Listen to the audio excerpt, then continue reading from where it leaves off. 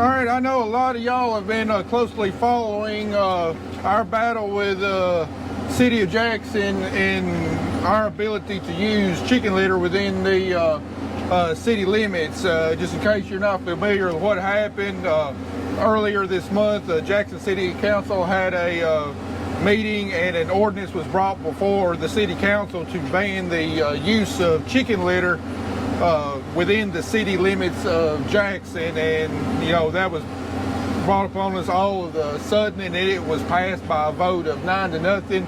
But in order to become an actual ordinance, it has to be read in twice and voted on twice.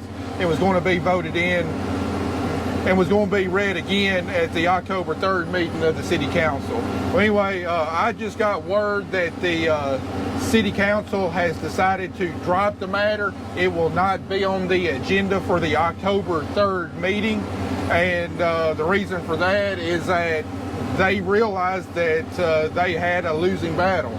The law was definitely on our side as far as the state of Tennessee, and the state of Tennessee would supersede any kind of ordinance for the city of Jackson. And the state of Tennessee does have a right to farm law, basically stating that no county, with the municipality being a subcategory of county, can regulate any kind of normal agricultural practices on a farm, and the spreading of manure is most definitely a normal agricultural practice. So for right now, the issue is dead. That's not to say that the people against it will not try to pursue this from a different direction later on. That would not surprise me a bit. But for now, the issue's dead, and I'd like to thank the Jackson City Council, the City Attorney's Office, for realizing that this was not a good policy, not a good ordinance, and it was definitely a losing policy and ordinance for the city, and to not try to pursue this any further. I'd also like to give a huge thanks to Tennessee Farm Bureau, National Corn Growers Association, American Soybean Association, the Nature Conservancy, and there's probably several other groups that I'm forgetting about that were working behind the scenes to inform the City Council that the policy was bad and the reasons that they should not even consider it. I'd like to especially thank all of our viewers that wrote in and to the City Council and let them know that they supported us as farmers. I know in particular one person sent an email to they sent an email to the city mayor and CC'd me in that email, and I got to read it. Huge thanks to each and every one of y'all that took your valuable time out of your day to help us out on this matter.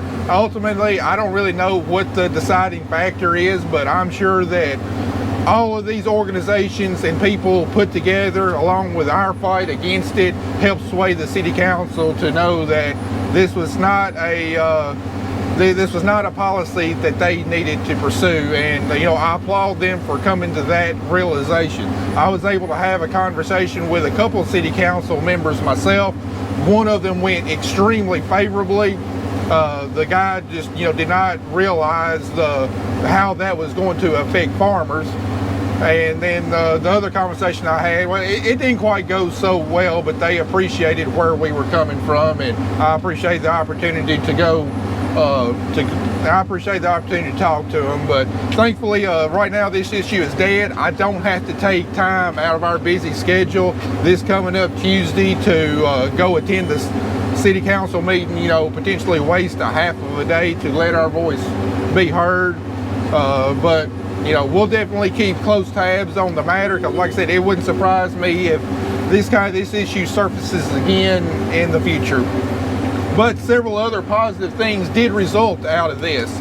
Because of our article that was published on AgWeb about the battle, I had 2 different companies contact me, and supposedly these 2 companies have products that are supposed to help with the smell of manure. The way that I think we can apply it is we spray it on the ground immediately after the manure application, and then they're supposed to kind of help lock in the odors. So they're going to send me some product to try out. do some test trials to see if it actually does work and will help with the odor issue when we do spread within the city. Even though it's lawful for us to be spreading in the city, we do realize that it does affect people, and we don't want to be a bad neighbor. We don't want to affect people, so we try to use as many good practices as we can to minimize the discomfort that it gives to our neighbors, because a lot of this litter will be applied around subdivisions, and ultimately it doesn't really matter that we were there first and then they moved in around the farm. We want to be good neighbors. We don't want them angry at us. We want them to view agriculture in a favorable light, and we will continue to look at new and improved ways to apply litter that will minimize their discomfort. But anyway, I just want to say a huge thanks again to each person and organization that helped out.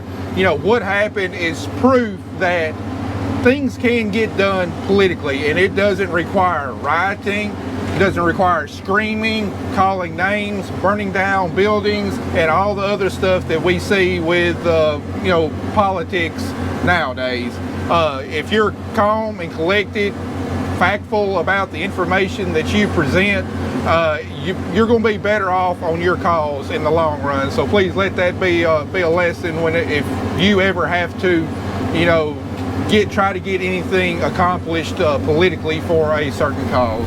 But guys, thanks again from the bottom of our heart. As you can see back there, we got our new toy out and playing with it, so there'll definitely be videos on that coming up in the near future as soon as we get done with corn harvest. So guys, appreciate y'all watching. We'll see you in the next one.